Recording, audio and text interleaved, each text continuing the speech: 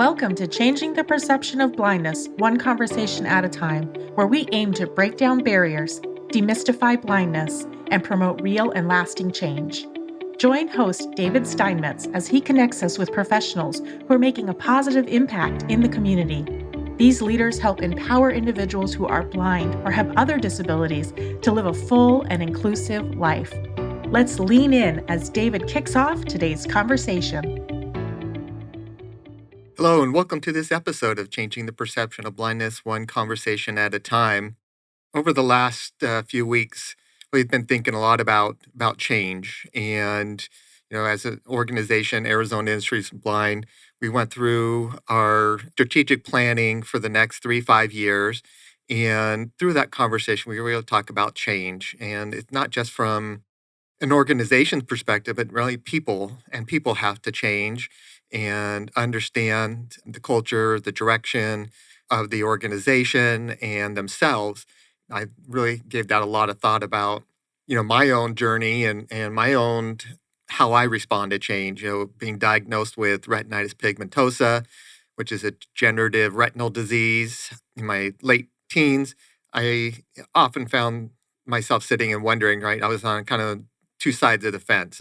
Still had enough vision to drive and do things that sighted people do in terms of the liberties that it gives you. While on the other side of the fence, I had the same thoughts of what is it going to be like to have vision loss and experience that. And having that in the back of my mind, I often kind of resisted it. And as my vision continued to change, I was basically forced to embrace the blindness and embrace the fact that what my eyes have, kind of basically taken away, that sight, doesn't change who I am or what I do. It actually, I think, has really empowered me more than if I were without this diagnosis and the things. I think my life is so much better and so much different. And it was coming through dealing with the fear of the unknown, dealing with change, dealing with all the things that come with change.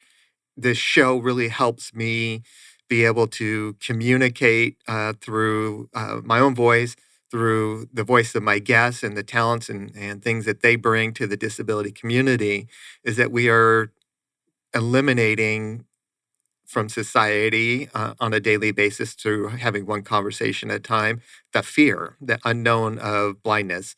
And hopefully we are making that change to business leaders and to those that are listening as to the importance of giving somebody who has a disability the opportunity, because most likely if they're there to interview for a position, that they have the talents and skills and abilities that you are looking for. That's why they're sitting across the table, and that their disability shouldn't detract from the position that they're applying for, and look past that unknown, the fear, and allow that person to thrive, and just as I have working at AIB. So first, I'd like to kick off the show and thank Arizona Industries for the Blind for being today's sponsor of this show. AIB is an enterprise nonprofit organization dedicated to empowering people who are blind to achieve their own version of the American dream by creating and sustaining dignified employment. So my guest today is somebody I've known for a few years now, Dr. Kirk Adams. And I met Kirk probably in 2005, 2006, and when he was the president and CEO of Lighthouse for the Blind, Inc. up in Seattle, Washington. So welcome, Dr. Kirk Adams. Thanks so much. It's great to be here with you today, David. So I appreciate you being here. If you wouldn't mind giving our audience maybe just a little bit of background about yourself and Innovative Impact LLC and what you're doing. Sure. Yeah. So I first off, I'm a totally blind person. My experience with blindness quite different than yours, as you had RP, and I heard you say you were driving as a teenager, something I never got to do. But my retina is both detached when I was 5 years old in kindergarten. So I was born a sighted child and then became a blind child basically overnight. I was 5. And my parents were young folks. I was born when they were in college. And both were teachers. My dad was a high school basketball coach. So they were, 26 years old, 25 years old when my retinas detached. They had never met a blind person in their life. And they were told I couldn't come back to school at the local public school, that I needed to go to a state school for blind children. We were living north of Seattle. They visited the Washington State School for the Blind. Didn't like what they saw as far as the level of academic activity. Were told about the Oregon School for the Blind. They visited. They loved it. So as a 5-year-old or 6-year-old, I didn't quite get what a big deal it was, but they quit their jobs here in Washington State and moved the family to Oregon so I could go to that school. And I went there for first, second, and third grade, and I learned the blindness skills that I use all day, every day, which is reading and writing Braille, being able to travel independently and confidently using a long white cane. And at that time, typing on a typewriter, manual typewriter, so I could start public school in 4th grade and type my tests and papers and things for teachers. So while the other kids were having penmanship class, I was typing. In any case, just fast forward, went through public schools. I was always the only blind kid in my schools. Got a scholarship to a school called Whitman College in Walla Walla, Washington. Graduated with a 4 in my field, which is economics, and Phi Beta Kappa and cum laude, and applied to graduate schools, got into a couple, decided I wanted to work and marry my college sweetheart. We've been married 37 years now. Buy a house and have kids and do all those things. You mentioned the word thriving earlier. So, I wanted to do those things that in our society, and for me, meant thriving. And started applying for jobs. And I would send out my cover letter and my resume. I would get a phone interview. I was mostly applying for financial analyst jobs. And then the phone interview would go great. And they'd ask me to come in for the in-person interview. And I'd walk in with my long white cane and my slate and stylus to take some notes in Braille. Confusion would set in over the room as the employer, who probably also had never encountered a blind person or a successfully employed blind person, tried to imagine how this young kid sitting across the desk who was totally blind, how in the world could this person do this job they're applying for? So I wasn't getting hired. Then I started to disclose my disability earlier. So if you have a visible disability, like blindness, I'm obviously blind, I'm using a cane. You have to choose when to disclose your disability. So I started putting that in my cover letter, just saying, hey, I'm a totally blind person, have been since 1st grade. Here's how I've accomplished what I've accomplished. Here's how I'll do the job I'm applying for. And then I wasn't even getting phone interviews. So I started casting my net wider and wider. And finally, my resume landed on the desk of a sales manager for a small securities brokerage firm. He had also gone to Whitman College, was also an econ major, called a couple of professors that we both had and said, could Kirk Adams sell tax-free municipal bonds over the phone? And they said, of course he can. So that's what I did for 10 years out of college. I was a securities broker focusing on tax-free bonds, and it was straight commission sales, 50 cold calls a day, every day. And turned 30, did some self-examination and reflection. I got clear that I did not want to do that the rest of my life. So I got the What Color is Your Parachute book out of the Talking Book and Braille library. I followed all the exercises and got clear that I really should be in the nonprofit sector. I should be in leadership, and I should work to create opportunities for other people who are blind. So that's what I've done for the past 30 years or so, is devoted myself to creating opportunities for people who are blind so that the next generation of blind people who are blind kids and then become ready to seek jobs, that they have an easier time of it than I did. And through a couple different steps, which I'll shortcut, I was given the opportunity to be the CEO of the Lighthouse for the Blind here in Seattle. I then joined the board of the American Foundation for the Blind, which is Helen Keller's organization.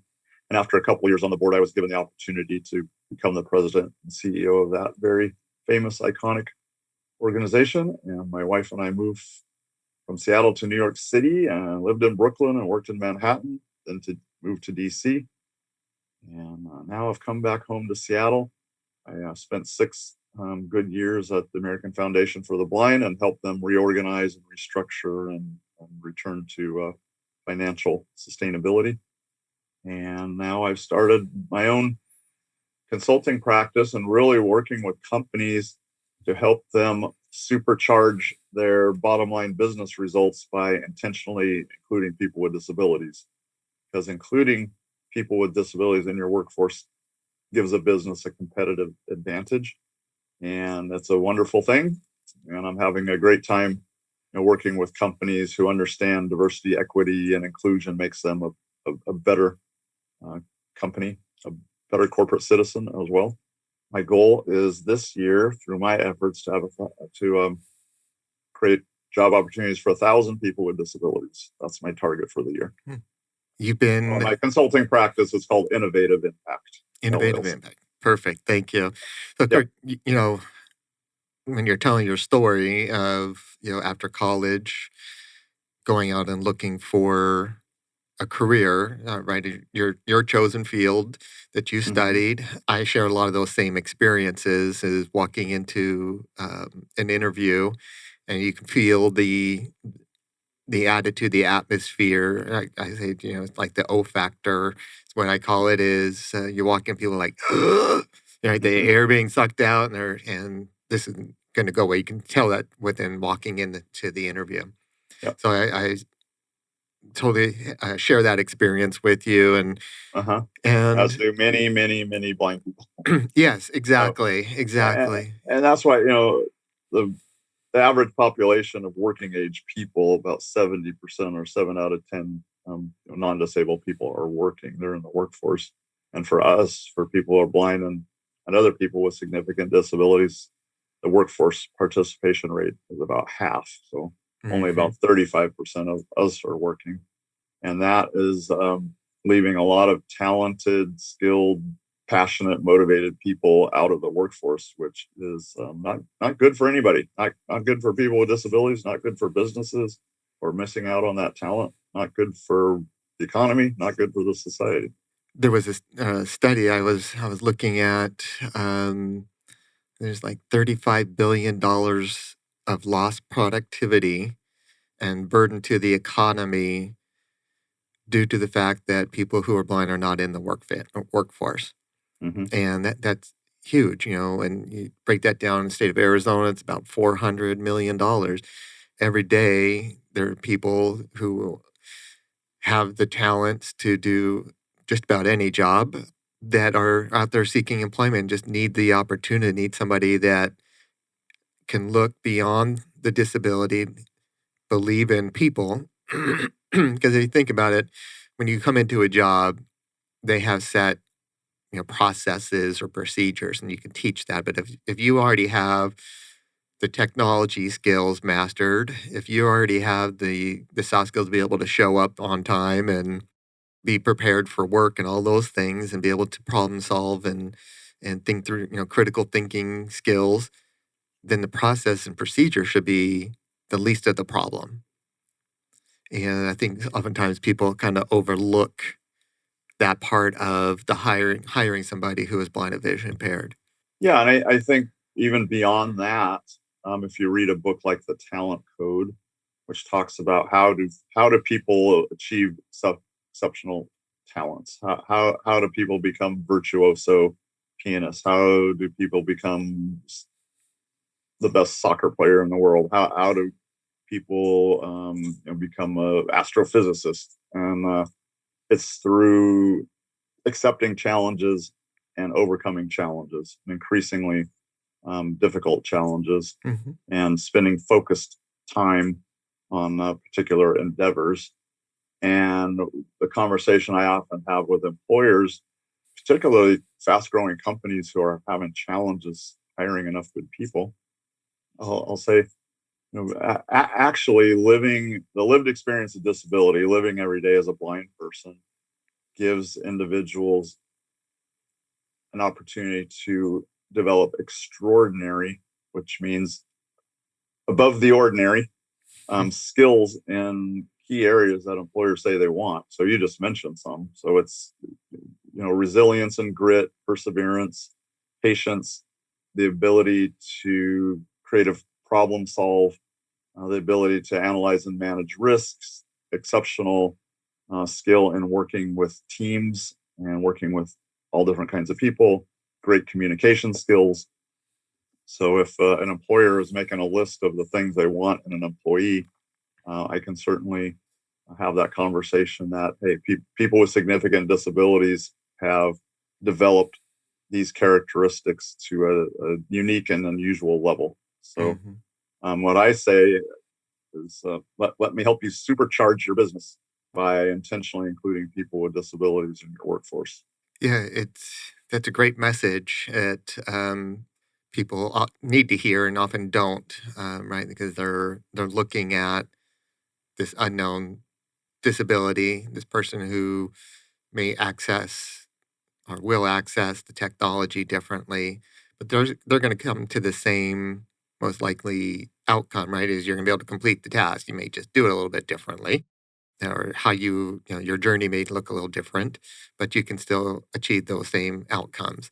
And then, you're talking about perseverance and grit, and even in your own experience that you're talking about building on those core blindness skills, the learning to read and write braille, orientation, mobility, to be able to independently navigate those things. How would that impact? How did that really impact in terms of your job seeking and your career and Yeah. in your life, really, too? Yeah. So I like to talk about three things. I have a PhD in leadership and change, and my dissertation was an ethnographic study of blind adults who are successfully employed in large companies. So I interviewed blind people who work at Amazon, Microsoft, Google, AT&T, JP Morgan Chase, et cetera, et cetera.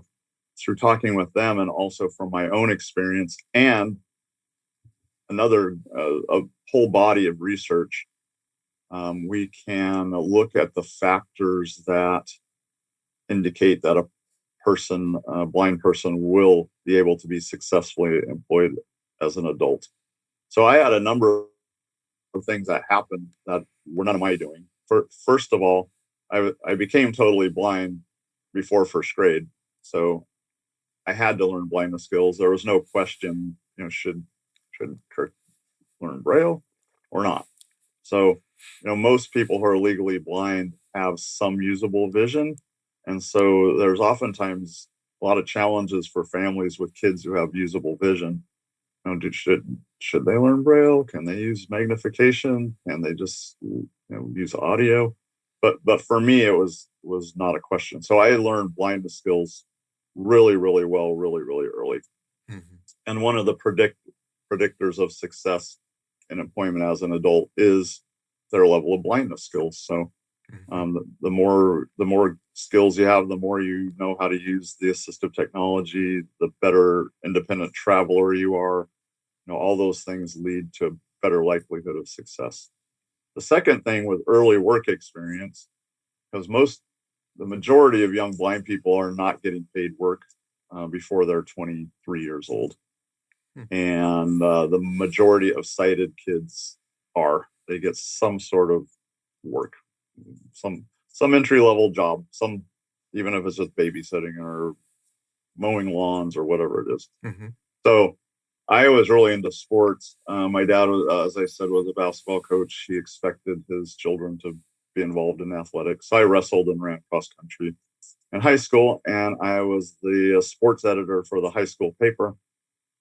And in the little town we lived in, the editor of the high school sports section got to write a weekly high school sports column for the town weekly paper. So In Snohomish, Washington, when I was in high school, I had a weekly column in the city paper covering high school sports, and I got paid minimum wage. So I tracked my hours and submitted my timesheets and got a check. And as a 16-year-old, most young blind people don't have that experience. And early work experience is also a strong predictor of success as a blind adult in employment. And the third factor is expectations. So my parents had very high expectations of me. They didn't necessarily tend to my psychosocial needs as well as they might have, but they expected A's on that report card. They expected contribution to the household chores. They expected, like I said, participation in varsity athletics. So I did all that stuff.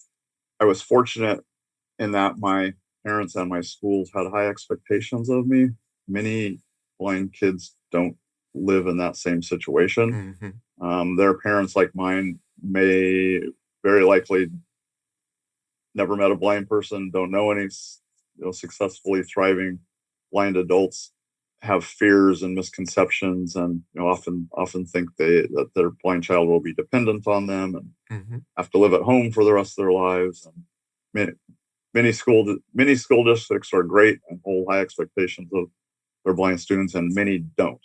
So that's the third kind of leg. One is that level of blindness skills. The second is the early work experience, and the third is the high expectations. And I had all of those things, again, through no doing of mine. And it just so happens my circumstances put me where I had those experiences. When you were talking at the intro about what, your parents going to the school for the blind in Washington and then not being satisfied with the level of curriculum there and seeking out additional resources, that level of commitment and expectation, right, is you're not going to sit at home. Just getting by is not okay. I agree with you. I think that is a great predictor because, whether you have a disability or not, you have to set expectations for your kids. And, I know we did for our children. And, hold them accountable for those things as well. And if you set a low expectation that it's okay to sit home and play video games, or it's okay to sit home and do nothing, then that's what you're going to get. And that's what society, in a sense, is going to see as well, right? Is you being dependent upon somebody else to take care of all your own needs, all your basic needs and everything else.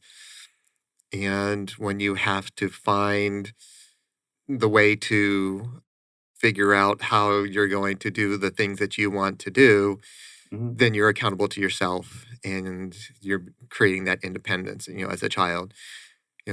Me losing my vision later in life, as I was talking about, right, is that fear of the unknown, is what is the expectation? I didn't know anybody that was blind, like you said. It turned out myself and younger brother both have the same retinal disease, and two of my brothers don't. But should we have different expectations? Should our parents have different expectations from us? We were never put in that position, but having to figure out what does it mean to be blind, and how is it that tools that I'm going to need to be successful in my life as an adult, as a father, as a husband, and as a productive member of society. And it's once you start digging into those things and learning, and you talked about, we talked about skills, and you were talking about an athlete, right? Is some of it is talent, right? We're all given a talent. It's what we do with it, and how do you practice and hone it and work towards it and be dedicated to that skill or dedicated to that profession. And I don't think it's any different when we're talking about people with disabilities. Oh, absolutely. Absolutely. And, blindness is a low incidence disability. Most people that you're going to encounter in the world of business have never worked with a blind person. So there is definitely a learning curve on the part of the people without the disability.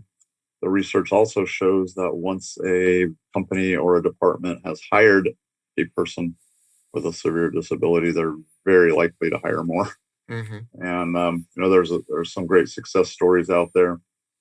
There's a department of the company Cisco.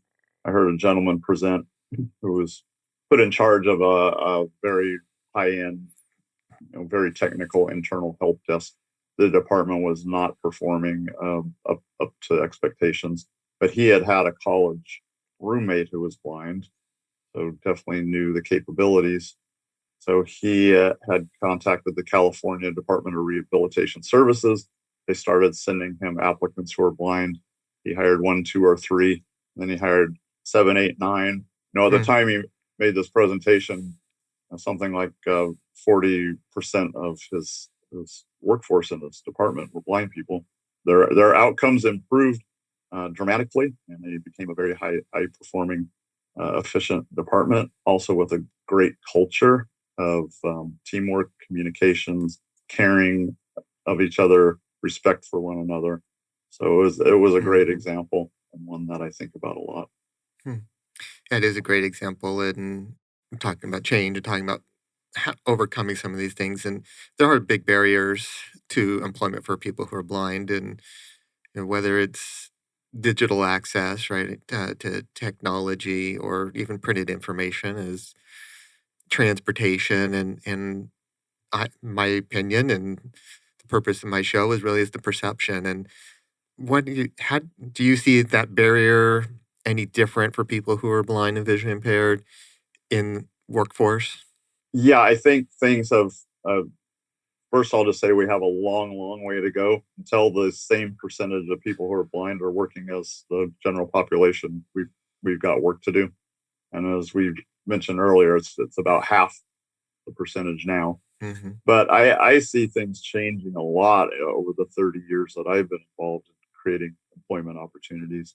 Really, the main driver is just the increasing awareness of diversity, equity, and inclusion, and how being inclusive of all different types of people make organizations better and stronger. That usually has started with race and gender, but more and more companies are including disabilities in their thinking about DEI. And it reminds me of kind of the green revolution in the 70s. People started talking about carbon footprint and zero waste stream and LEED certified buildings and making the green choice. And it was all new. It was all new language, and people weren't familiar with it. Now it's just part of our lives. It's common. And I think disability inclusion is on that same path. People are starting to talk about accessibility more, understand what it means. For those who don't, it just means we use some specific tools, in particular screen reading software, which will read to us with a speech synthesizer what you're seeing on your screen, and or show it in Braille, a refreshable Braille display. And if the website is designed correctly, then our screen reading software will give us all the same information you have. If it's not designed correctly, then it doesn't. And just a simple example, if I go to a shopping site, there's a picture of an apple to click on if I want to put an apple in my shopping cart. If it's just a picture, it's just going to say image and then a bunch of computer code, and I won't know what it is. If the person who designed the website put alt text in the code that says apple, then I'll know it's an apple. The same, when you're looking at it visually. So unfortunately, there's a lot of accessibility issues with the tools that businesses and companies use. So that's a very important aspect to involve people who are blind in your workforce and your company, is just to understand if the existing tools you have are accessible. And if they're not, how big of a task is it to make them so?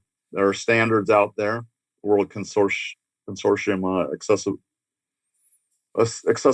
Guidelines, WCAG, WCAG. There are standards that if IT people follow them, then everything works beautifully. There's lots of resources out there as well. And I know at the end of our conversation, I'll give my contact information, and I'm happy to talk to anyone out there listening about accessibility, about how to link up with the structures that can make it really easy for you to hire people who are blind, We have a vocational rehabilitation system in our country that's funded by the Department of Education. There are agencies in every state. They can buy all the equipment that the employee needs for their first job. They can provide training. They can pay salaries during an on-the-job training period of time for a new employee. So there's lots of resources there. And then there's nonprofits like Arizona Industries for the Blind who have great expertise. So what I typically do in my consulting role, engage a company in a conversation. An example is a cybersecurity company I'm working with called Nova Coast. They have 400 employees. They want to grow it to 1,000 over the next 3 to 5 years. They can't find enough entry-level cybersecurity people to hire. So we've developed a 10-week virtual training program to train people, blind people, to do cybersecurity work and to get their first 2 industry certifications, Network Plus and Security Plus. And what we're doing is working with each state and their vocational rehabilitation agency so that they're aware of it. The program's called the APEX program, theapexprogram.com. But the point being, the state has blind individuals who are actively seeking work, and they have a vocational rehabilitation counselor who knows their skills, their career aspirations, and those folks who work for the voc rehab agencies can refer their client to this program, and then they can pay for the training. And then when they apply for jobs and get hired, they can go into the employer's location and do an analysis and find out exactly what that person needs to do their job, and then they can pay for exactly what they need to do the job. Mm-hmm. There's also work opportunity tax credits that employers can use to their benefit when they hire people with disabilities. So I just make it as easy as possible for the employers to go out and get great, talented, motivated employees. Yeah, that's a great awareness, right? Is probably the biggest barrier, right? Not knowing, right? They say you don't know what you don't know. Yeah. It's great that you're out and connecting with CEOs, connecting with organizations through your consulting about people who are blind and the capabilities and the skills that they bring, and people with disabilities in general. Kirk, where would you see the greatest opportunity for an organization to make that impact, right away in terms of DEI? For a business or a company? Mm-hmm. Yeah. I would think it's just, what are your business needs, and having that conversation around talent, and whoever knows the appropriate people to have in that business. And what I typically say is, let's talk about which entry level positions do you have the most trouble keeping filled. It's a big company, but I had that conversation with Starbucks here in Seattle because we were putting together some programs to have them hire more people who are blind. And I just sat with our head of HR and said, what jobs do you have the most trouble filling? And she knew the answer right off the top of her head. She said, HR recruiters. We need HR recruiters who can screen resumes and do first telephone interviews for all of our Starbucks stores. We are constantly trying to find people to hire for those positions. Then she said accountant one. You don't need to be a CPA, but we always have many open jobs for accountant one. And then the other was an internal help desk for the managers of the Starbucks locations. She said, we're always looking to hire people for those jobs. They could all be performed remotely. So that's the conversation. We're not doing this for charity. We're not doing it to give someone a handout.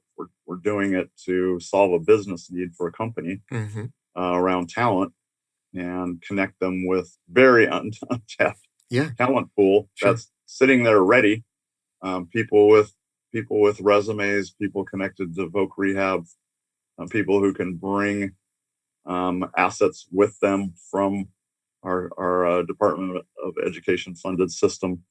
And so it's really up to the business to say, hey, we always are looking to hire X, or we think in the next year we're going to have to hire 20 people into Y position. And then to have that conversation with the voc rehab agency, with the local nonprofits in your community that do work in the disability employment area. Any successful major transformation requires all the stakeholders to be pitching in. So you need the government, you need the corporate, you need the nonprofit, and then of course you need the individuals with disabilities.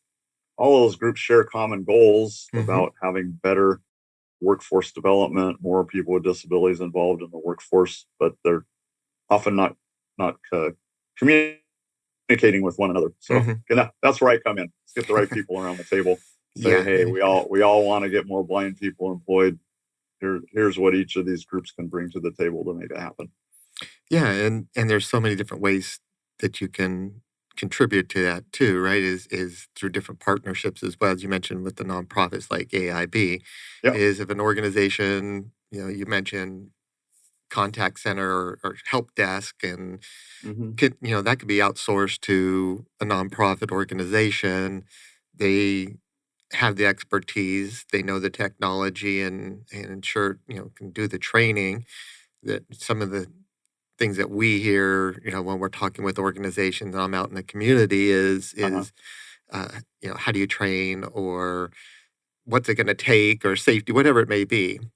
And you have these organizations throughout the country that are looking at and trending industries and creating programs or providing lines of business in those industries that take on the responsibility, take on the challenge, and are creating opportunities for people who are blind and visually impaired.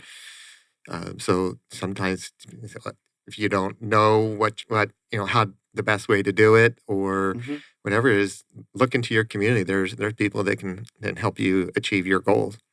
Absolutely.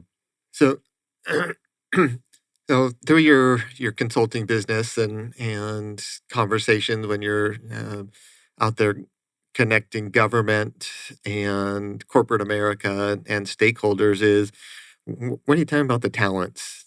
How do you tout that? I'm sure you're walking the walk, right? One, but what do you tell those executives about the talents of people who are blind? Well, first of all, unless a job requires driving a vehicle or doing graphics, a blind person can do essentially any job.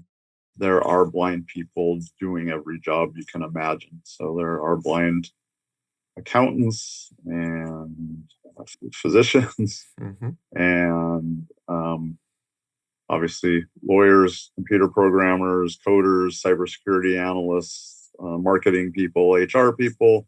So any basic business function that you have in your company, there's blind people successfully performing those functions somewhere. And then again, to talk a little bit about the technology that we use, because employers are often not familiar with the tools and techniques that have been developed that we use daily in daily living and work and school. So talking about the technologies, talking about there's usually an assumption that a blind person can only do some simple kind of hand-related task, which used to be what society thought we could do. So I think that's really the framing, is don't confine your thinking to what you might think of as a kind of simple entry-level work, but think about your whole organization and the fact that a blind people can work in every aspect of your company, and that there are examples and models of people doing that that we can identify, and we can connect you with companies that have blind people in these roles. Microsoft across the lake here in the North Seattle area, Redmond, they've really led the way as far as major companies. They probably have 300 or 400 blind individuals working on that campus, and they're working in every role. They're not just working in blindness specific or accessibility jobs. They're program managers and coders and marketing people and strategic planners and every aspect. Yeah, and it's great that organizations are out there doing it. My career with AIB was providing basic customer service in a sense, although I had a degree. business and economics, the the opportunities to get into that field, just I couldn't, no matter how many resumes I sent out. And Yep. so when I had the opportunity, and it wasn't in my exact career field that I wanted to go into, it was an Right. opportunity to start. Yep. And over the 18 years that I've been there, I continued to the skills that I gained from my previous work experience and my college education led me to higher paying upward mobility jobs, Uh-huh. leading other people. And so it's organizations to look at that, and like you said, don't think of somebody with a disability as they can only fit into this category.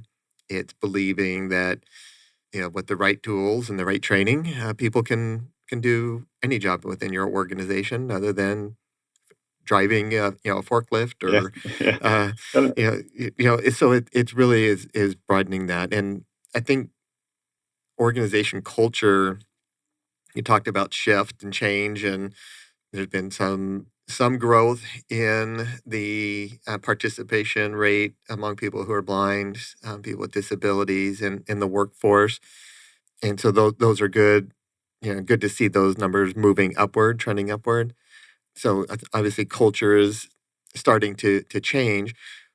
What excuse me, where do you see that change coming from, or how can an organization that may be considering it or not mhm. even considering it, how do we change that culture to get people who are blind vision impaired back to work or into the workforce?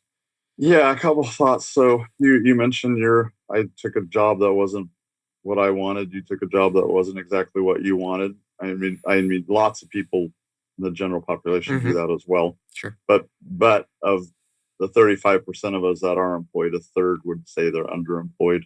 So that's a factor as well. And then from the employer standpoint, if you move into this space and start intentionally including people with disabilities in your workforce, you're going to see resumes of people who might be even in their mid 20s, have a college degree, but have never worked. Hmm. So oftentimes a person who's blind or has a severe disability is going to take an entry level position, probably a little later in life than many others, just because we're not afforded that opportunity to get that early work experience, as we talked about earlier. Hmm. So I think it's really, David, I think it's really employers who understand the basic concepts of diversity, equity, and inclusion. That if they're only, and I'll just be kind of blunt and maybe over dramatic, if you're only hiring white dudes, you are cutting yourself off from a great bit of talent. So a lot of companies started thinking about gender as more and more women entered the workplace, and then started thinking about race, like how can we reach out to communities that are underrepresented in our industry, Hmm. and understand that having a diverse workforce makes their company better, stronger, and now to start thinking about being inclusive of people with disabilities, and then going to see it. So I'll give you an example. This isn't the blindness example, but it's a disability example. I have a client called United Safety Technology. They're building a factory outside of Baltimore, funded by the Defense Department to make domestically produced medical gloves. And they'll have 2,000 employees. The owner has a severe learning disability. He's kept hidden his whole life. He was connected with me through a past board member of the American Foundation for the Blind. And we started talking about the workforce. He's going to have to hire 2,000 people, and he wants his company to be a leader in inclusivity. And so I took him and his team to Anderson, South Carolina, to visit the Walgreens distribution center there Hmm. last September. So a gentleman named Randy Lewis he's retired, but he was chief of supply chain for Walgreens, had an autistic son, Hmm. and he was tasked with building a distribution center from the ground up. And he got buy-in from the leadership of Walgreens to design it purposefully to be inclusive of people with developmental disabilities. So 40% of their employees have a developmental disability. and they have their technology is designed to support those folks in their jobs. They are the most productive of the 20 Walgreens distribution centers. They have the lowest turnover. They have the lowest absenteeism. They have the best safety record. They have the best employee satisfaction. There are some examples like that out there, mentioned Microsoft earlier. But if an employer has an inkling that it might make sense for them to win the battle for talent through being inclusive of people with disabilities, there are lots of resources out there, and that's what I enjoy doing, is bringing those resources into the mix, giving people examples, connecting people with connecting companies with other companies that have done it and are reaping the benefits of disability inclusion. Yeah, I love the Walgreens story, and met with their leadership team several years ago, and the things that they're doing there, and other major global organizations are doing the same thing. In Sephora, for example, they created a partnership in Las Vegas in their distribution center to do the same thing, and then they rolled it to other parts of the country. And so it's fantastic to see that people are recognizing that diversity, equity, inclusion are key components to a successful organization. But disabilities need to be part of that conversation as well, because I think some of the things you mentioned, longer tenure, low turnover, more dedication to the job that they're doing, because they value that job more. I'm going to say more. I'll speak for myself. Than maybe someone who's going to go down the street for 25 cents more an hour. Right. And so I think that helps sell the story of having a workforce that includes people with disability in that conversation. And it really does change the culture. I mean, I sat with the management of that distribution center, and they talked about their previous work experiences in their life and how different it is to work in a disability inclusive environment, how people have so much respect for one another, people care for one another, are more actively supportive of one another. And that's not that's everybody. Everybody in that organization has a different work experience now than they've ever had before. And culture is king. So it's another great benefit of intentionally including people with disabilities, is the strengthening and the refining of the corporate culture. Yeah, for sure. And we were just having a conversation this morning before the show started about culture.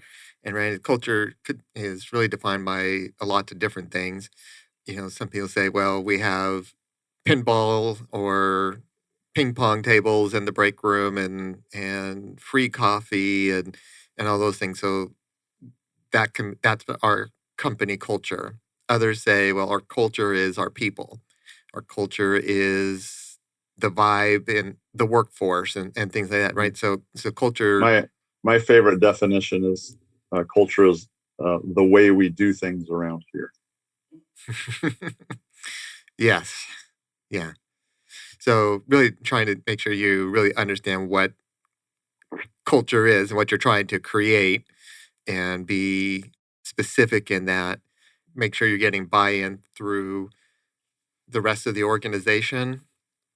If your hiring manager doesn't understand what it is that you're trying to do, right, or your frontline supervisors are kind of in the same boat as, how am I going to train this person with the disability, or I just can't see that it's going to work, and those things. If you don't push and help your employees in your organization understand those benefits. Yeah, and that's a super great point. So there has to be buy-in at the top of the org chart, whatever your company configuration is. If it's the CEO, also the operations people need to be totally on board. The idea is to make their jobs easier and more successful. And if they don't believe disability inclusion will do that, it's not going to work very well. So you just need people who are on board, who have that decision-making authority. Yeah. So that's extremely important. Sure, absolutely. So, Kirk, we're just about at the top of the hour here for our show and our conversation, and I've really enjoyed the conversation and your insights and thought. Well, that flew by. It didn't it? That. Yeah. If people are interested in getting in contact with you, what's the best way to do that? Well, I'm on LinkedIn a lot. So Kirk Adams, LinkedIn Innovative Impact LLC. And then my email address is my first and last name followed by 3 zeros at Gmail. So it's KIRKADAMS, all lowercase, 000 at gmail.com. Feel free to email me. Anything large or small, anything that piqued your interest, anything you'd like to learn more about. This is what I love to do, is create opportunities for other blind people to enjoy the dignity of work and the economic benefits of work. It's good for disability inclusion is good for everybody. So I'm here to help it happen. Absolutely, and thank you again for your time, your insight, and the conversation. And again, I hope that this show proves that with the right training, the right technology, the right attitude, people who are blind are successful in the workplace. Thank you. Thank you for listening to Changing the Perception of Blindness, one conversation at a time, with your host, David Steinmetz. Be sure to subscribe to Changing the Perception of Blindness, one conversation at a time, on your favorite podcast platform. And tune in live on Phoenix Business RadioX every third Friday at 9 a.m. We hope you feel inspired by today's conversation, and maybe we've even sparked a new idea or opportunity.